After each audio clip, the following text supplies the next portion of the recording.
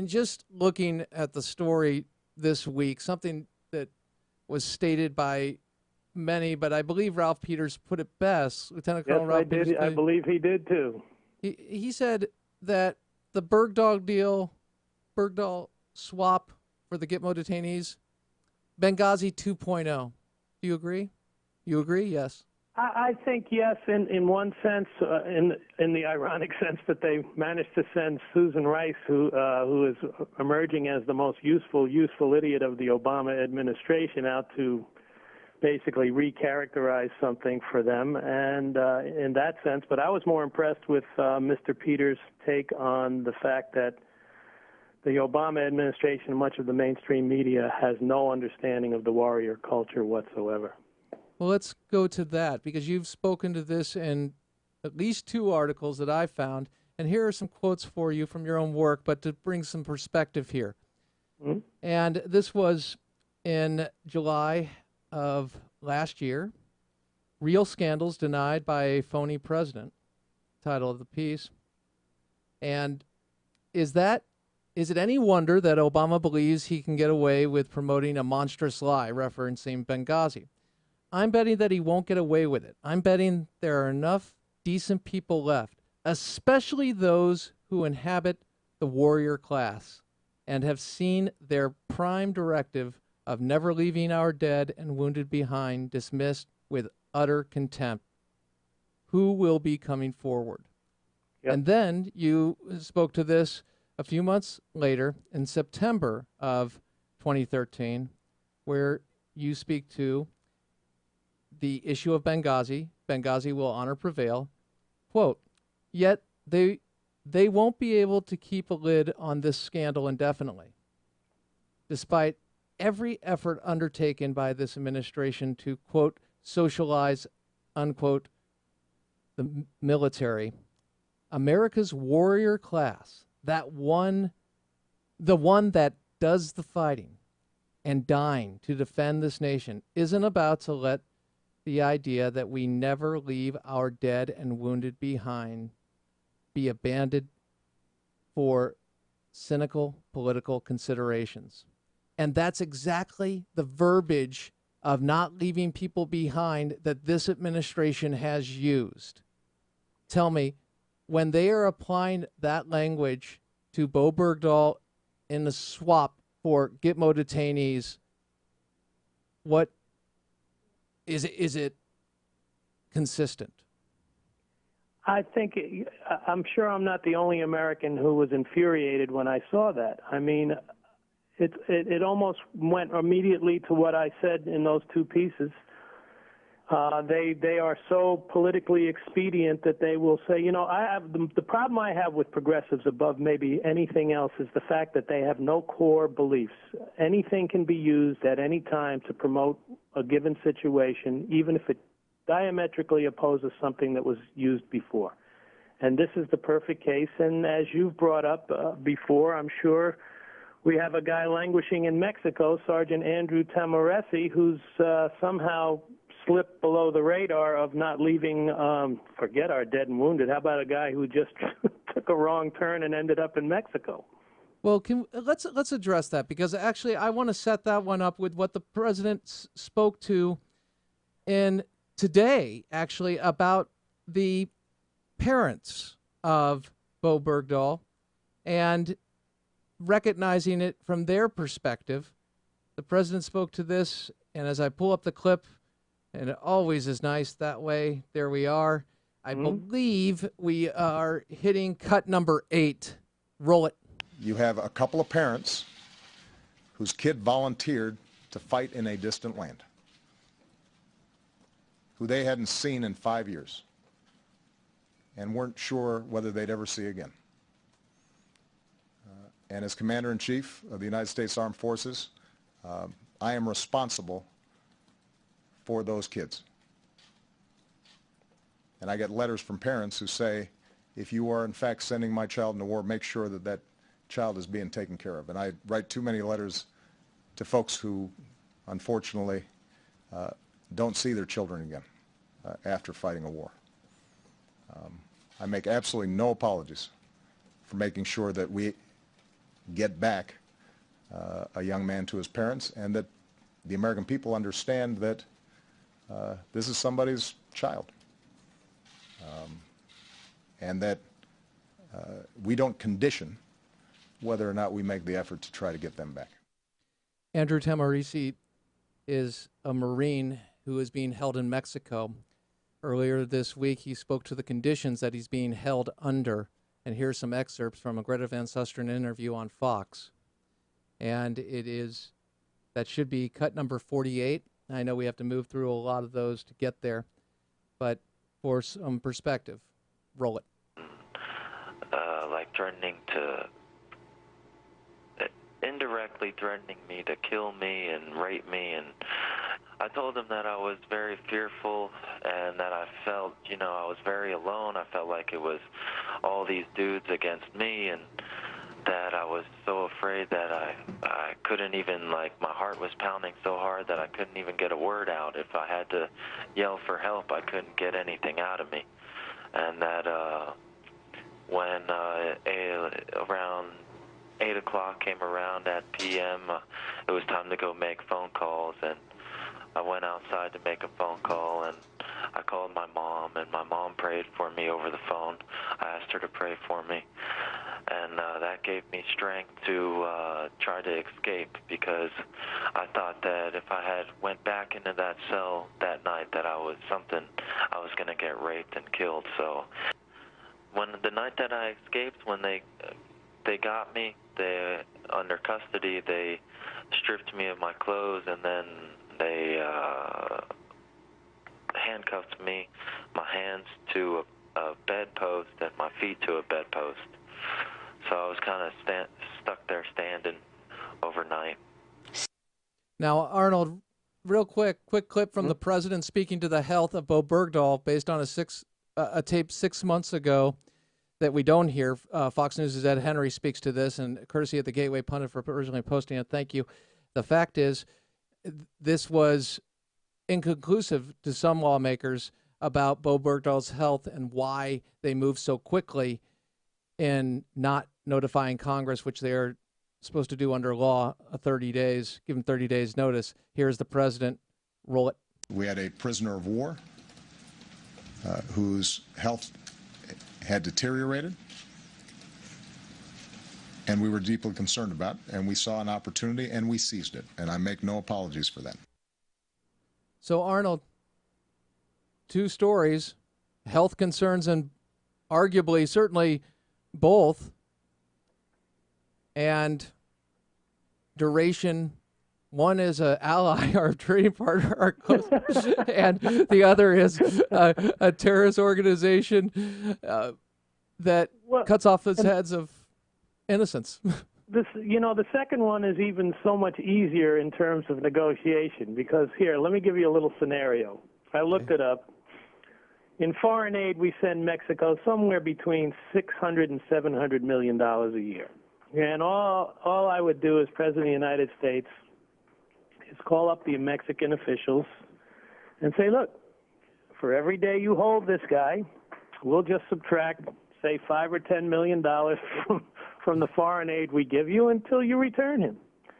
So take as much time as you want. Why? Because it is so clear.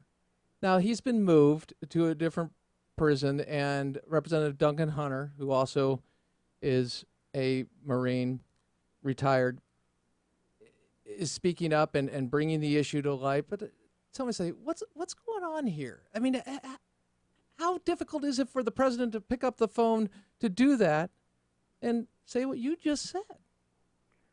I am at a loss I'm at a loss to understand why one soldier is somehow more important than the other. And of course, as I said in a previous piece, where was the rescue mission for the guys in Benghazi? As I pointed out in an article about them, they were painting the mortars that were being fired to kill them. And there's only one reason Navy SEALs paint mortars, and that's because they expect air cover to come and back them up. And air cover never came. And we were told that it was an impossible situation to get there, which of course doesn't pass the smell test because nobody knew how long that battle was going to last. In fact, it was a remarkable job by the media. I can only speak anecdotally to that point, but I've talked to so many people about this, and it's remarkable how many people have no idea that that battle lasted between 7 and 8 hours. When the story was big, most people assumed it was something along the lines of a half an hour to an hour, and so when they said they couldn't get assets there to rescue these guys, it sounded credible. But now it sounds incredible.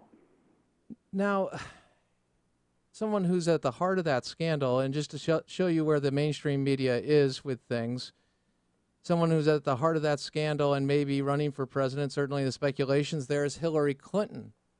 And there is a piece on Hillary Clinton that will not shock you, Arnold, unfortunately. It will not shock you.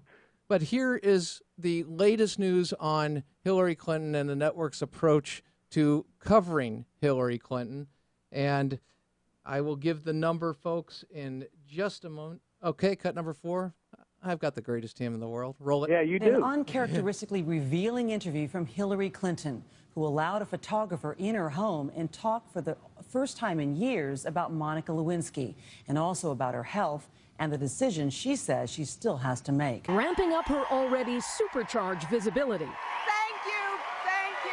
Hillary Clinton has plenty to say. A new book, Hard Choices, out next week with its own trailer of sorts. My views about what we needed to do to restore American leadership. And on newsstands this Friday, she's on the cover of People magazine. Clinton turns a question about her own health, the fall, blood clot, and concussion she suffered in 2012, into an anecdote about the athleticism of 44-year-old Republican Congressman Paul Ryan, asking him at the inauguration, "Have you ever had a concussion?" "Oh, yeah, 3 at least."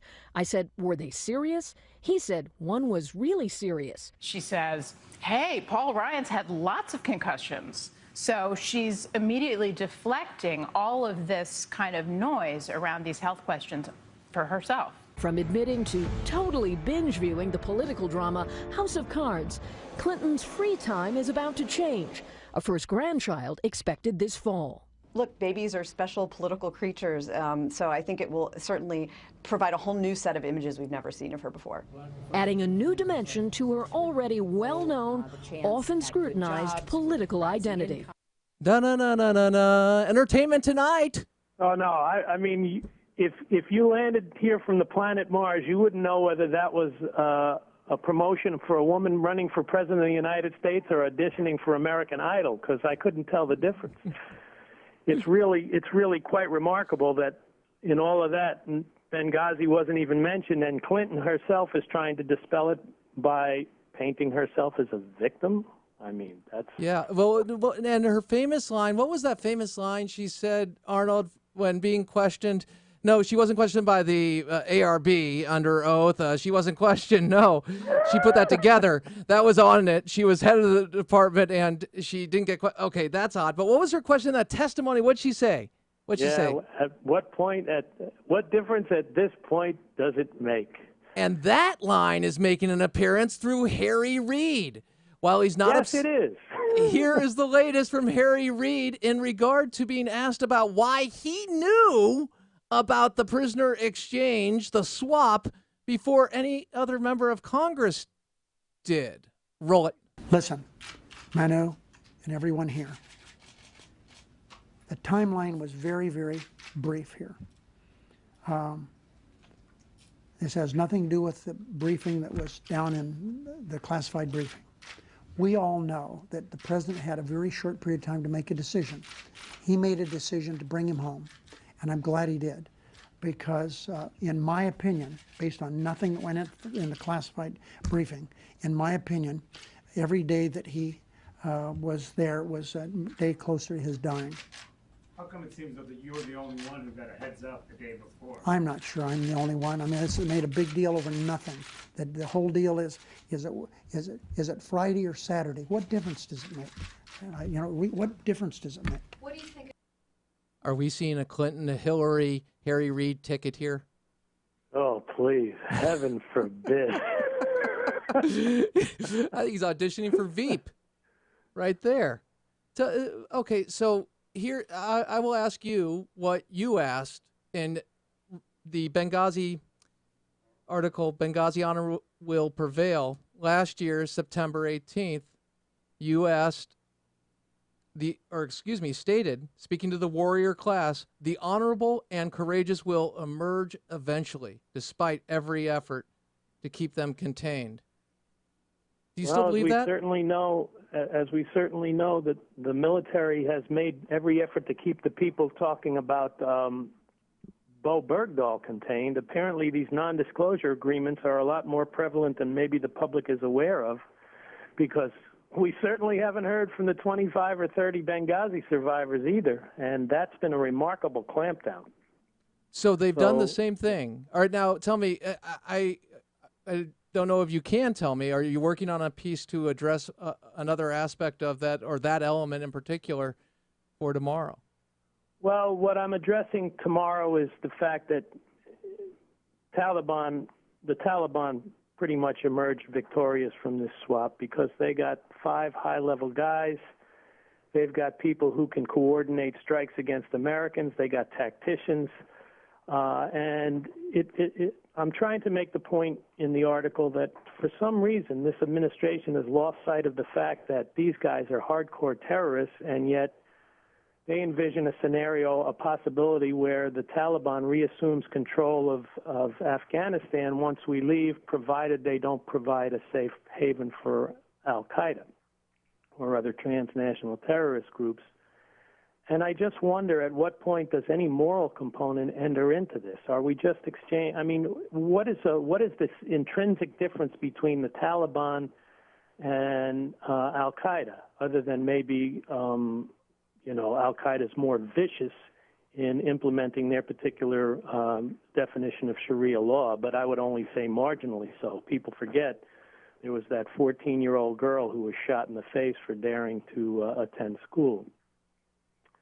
So I'm not quite sure how it is that we've lost our moral compass in this country, and I think when I write, I try and impose that on just about everything I do, because I think it's the fundamental problem. We can talk about almost any subject, and it comes back to the fact that in a country of 300-plus million people, we no longer have a general consensus of what is right and wrong. And once you lose that, all things become possible. And in addressing the president, I can't put it any better than that. What you just said, I think we could play that clip every program because it is so true.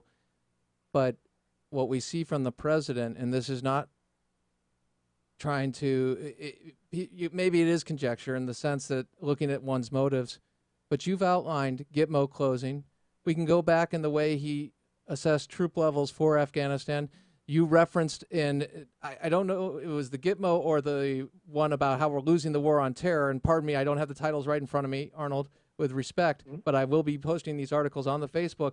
But you discussed the fact that he's making these statements to meet political goals in the sense of what he said was a part of his agenda, either emptying Gitmo, ending wars, but he's not thinking of the consequence. And that tells me you're going totally for the politics, which does nothing to protect the country. I couldn't agree more. I mean, how do you put American people in harm's way? And what I said in my piece tomorrow, I'll give you a little preview. I don't know. Excellent. We got about a minute left. Go ahead. It'll make the cut with my editor because I never know what they leave in and what they take out. But I said, this administration has done something unprecedented in the history of the United States. For the first time, we are going to withdraw from 2 wars on schedule. And I don't think Americans truly appreciate what that means. I've never heard, up until this administration, the notion of ending a war like a train pulling into a station at a particular date and time would have been laughed off the stage, the political stage, yet somehow it has taken on a legitimacy that baffles me completely. And only because we sit back and we look at what the press has done and how corrupted they've become. I think of the people being clamped down on, the warriors that have been clamped down on and silenced. And I think of Cheryl Atkinson's book, regarding the clamping down on the press, and that was even ideologically in line with the president there being clamped down. So we've got issues big time. But Arnold, thank you for taking the time and informing us of those issues. And to God, we just leave it at the cross and we say, there it is. Thank you. It's not going to be in our strength. Thank you, my friend. Great to be with you. God bless. Crane Durham's Nothing But Truth. Live with honor in your life, compassion in your heart, and always keep the faith in Jesus Christ. Crane Durham's Nothing But Truth. AFR Talk.